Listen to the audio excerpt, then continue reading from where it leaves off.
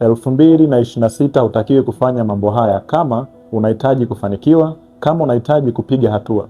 Haya ndiyo mambo matatu ambayo hutakiwi kuyafanya mwaka 2026. Jambo la kwanza ni kusherekea birthday. Wewe kama mwanaume hautakiwi kusherekea birthday. Haijalishi wewe ni wakishua au uko broke kama sisi wengi wetu. Kusherekea birthday huu ni umama.